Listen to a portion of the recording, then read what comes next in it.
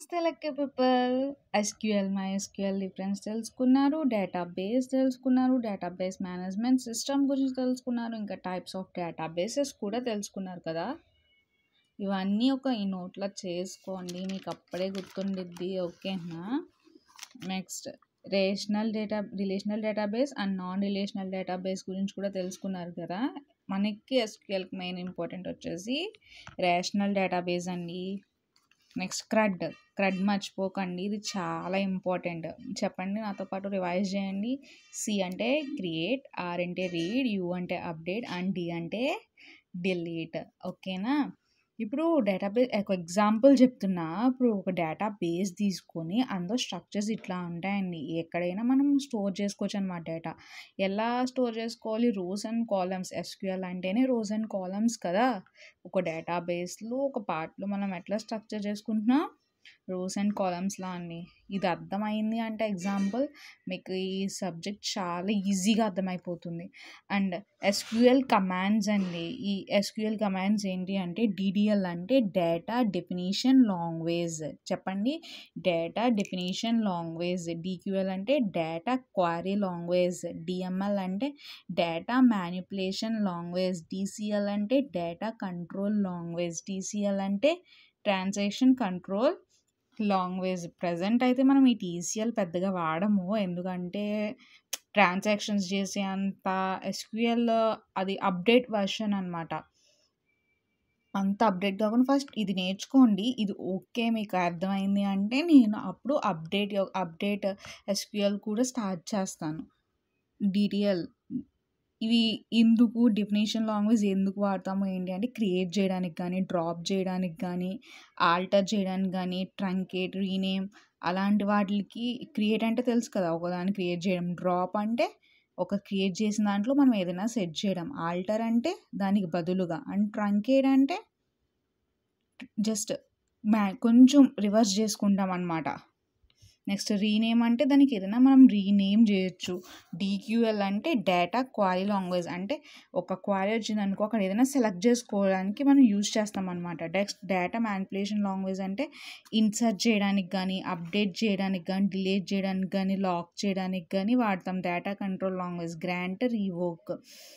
ఇది ఏదైతే ఉందో ఇందాక టీసీఎల్ ఒకటే కన్నాను కదా, కాదు. డిసిఎల్ అండ్ టీసీఎల్ కూడా అప్డేట్ ఎస్క్యూఎల్సేనండి. ఈ రెండు మీకు ఎస్క్యూఎల్ కంప్లీట్ అయినాక చెప్తాను. నెక్స్ట్ ఎస్క్యూఎల్ డేటా టైప్స్ అండి. ప్రతి ఒక్కదానికి డేటా టైప్ కావాలి. ఇప్పుడు ఎగ్జాంపుల్ డేటా టైప్ ఎందుకు యూజ్ ఏంటి అని మనం నేర్చుకోవాలా అంటే, ఇప్పుడు ఒక క్లాస్లో ఇద్దరు దివ్యాలు ఉన్నారనుకోండి, సమ్ ఎగ్జాంపుల్. వాళ్ళకి ఇనీషియల్ లేకపోతే మనం గుర్తుపట్టగలమా? లేదు కదా. సో ఏంటి, సమ్ ఇనీషియల్స్ అనేవి మనం పెడతాం కదా. ప్రతి లాంగ్వేజ్కి కూడా ఈ డేటా టైప్స్ ఎంత ఇంపార్టెంటో ఈ ఎస్క్యూఎల్కి అంతకు మించి ఇంపార్టెంట్. ఎందుకు అంటే మనం వాటిని రిఫర్ చేస్తామన్నమాట. రిఫరెన్సెస్ లేకపోతే మనం అక్కడ లైన్స్ కానీ, కాలమ్స్ కానీ అస్సలు అందులో టేబుల్లో ఇన్సర్ట్ అవ్వలేవు అనమాట. ఇప్పుడు నేమ్ దీనికి ఇచ్చామనుకో, ఇది ఇక్కడే అవ్వాలి. మనం డబల్ ఇచ్చి ఫస్ట్ లైన్కి డబల్ ఇచ్చి నెక్స్ట్ దాన్ని చారిస్తే ఈ ఫస్ట్ లైన్లో అవ్వదు కదా, థర్డ్ లైన్కి వచ్చేస్తుంది. సో ఇవి చాలా ఇంపార్టెంట్. ఇప్పుడు వేరే లాంగ్వేజెస్ అనుకోండి, ఇంటి కాకపోతే ఫ్లోర్ తీసుకుంటే డెసిమల్ పాయింట్ ఏదో ఒకటి సేవ్ అవుతుంది. ఇందులో అట్లా కాదు, మనకి చాలా ఇంపార్టెంట్ అనమాట ఈ డేటా టైప్స్ అనేవి. ఒకసారి చూడండి. Types of values that can be stored inside A column. ఓకేనా? ఇన్సైడ్ ఏ కాలమ్ అనమాట. మనం ఏమి అట్లా పడితే అట్లా చేసేది కాదు. సో బాగా ఈ డేటా టైప్స్ అనేవి నోట్ చేసుకొని 2-3 టైమ్స్ రిఫర్ చేయండి, రివైజ్ చేయండి. అంత కాబట్టి పట్టేయండి. ఓకేనా? ఫస్ట్ అది కాన్సెప్ట్ అర్థం చేసుకోవడానికి ట్రై చేయండి. First data type description example కింద రాశాను చూడండి. ఫస్ట్ ఏంటి అంటే ఇంట్ అనమాట. ఇంట్ ఏంటి? 4 bytes ఇన్ సైజ్. ఇందులో 4 bytes మాత్రమే అనమాట. నెక్స్ట్ బిగ్ ఇంట్ అంటే 8 bytes. ఎగ్జాంపుల్ అండి, ఇప్పుడు ఏజ్ అని ఏదైనా, లేదంటే ట్యాక్సెస్, బిగ్ ఇంట్ అలా మనం రాసుకుంటాం అనమాట. ఇప్పుడు ఇది సి లాంగ్వేజెస్ వాళ్ళకి అర్థమయ్యేదో చెప్తున్నా. ఇంట్ ఏ అని రాసి ఇవ్వలేం కదా, అలాగా ఇక్కడ ఇంట్ ఏ అని కాదు, మనం ఏదైతే నేమ్ తీసుకుంటున్నామో అది తీసుకొని జస్ట్ పెట్టేసుకుంటాం అంతే. అదే ఇంట్ అని రాసేసుకుంటాం.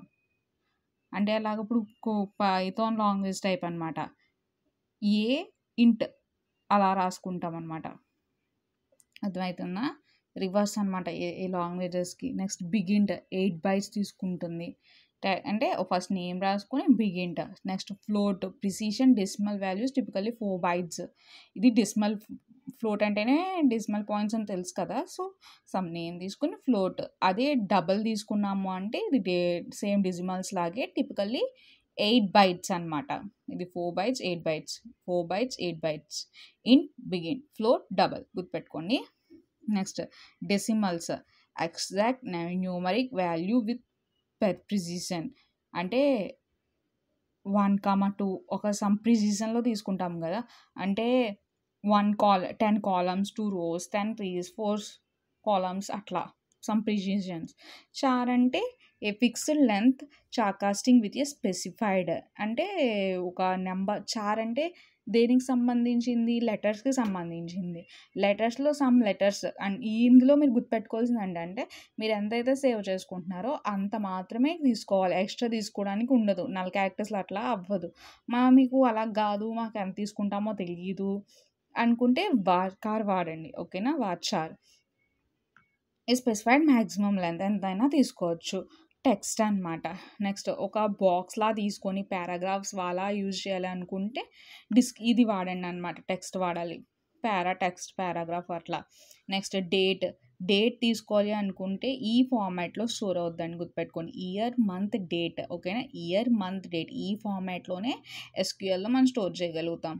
మోడరేట్ సమ్ డేట్ అట్లా. టైం అయితే hours minutes seconds. Slot time తీసుకొని ఏదైతే మనం డేటా టైప్ తీసుకుంటున్నామో ఎగ్జాంపుల్ యూసేజ్లో మనం తీసుకున్న తర్వాత డేటా టైప్ని యూజ్ చేస్తాం ఎస్క్యూఎల్లో గుర్తుపెట్టుకోండి. ఓకేనా. నెక్స్ట్ డేట్ టైం రెండు కలిపి మిక్సింగ్ అనమాట. డేట్ టైం అంటే ఫస్ట్ డేట్ వచ్చి అండ్ నెక్స్ట్ మినిట్స్ వస్తుంది. సో నెక్స్ట్ ఏదైనా ఒక సమ్ ఎగ్జాంపుల్ తీసుకొని డేట్ టైం అని రాసుకుంటాం. నెక్స్ట్ టైం స్టాంప్ ఏంటి? Stores data and time values typically used for tracking changes after with time zero awareness update at time stamp అనమాట.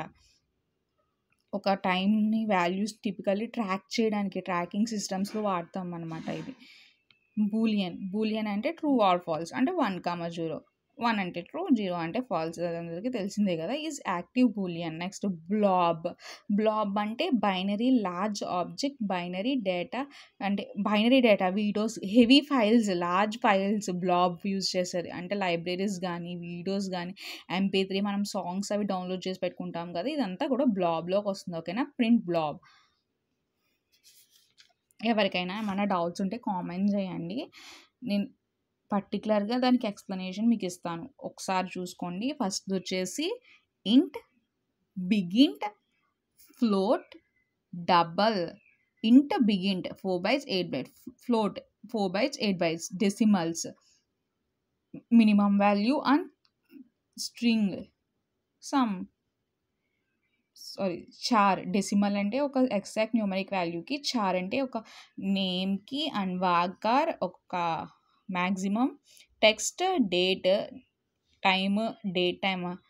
Time stamp boolean blob. ఇవేనండి data types. బాగా గుర్తుపెట్టుకోండి. Next వచ్చేసి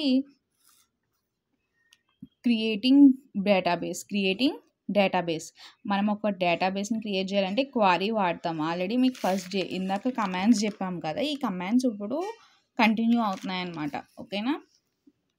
create చేయడానికి create database DB name. ఒక create అని రాసి ఒక డేటాబేస్ డీబీ నేమ్ ఏదైనా ఇవ్వచ్చు. Next deleting database query drop database DB name. ఓకేనా. డిలీటింగ్ చేయడానికి.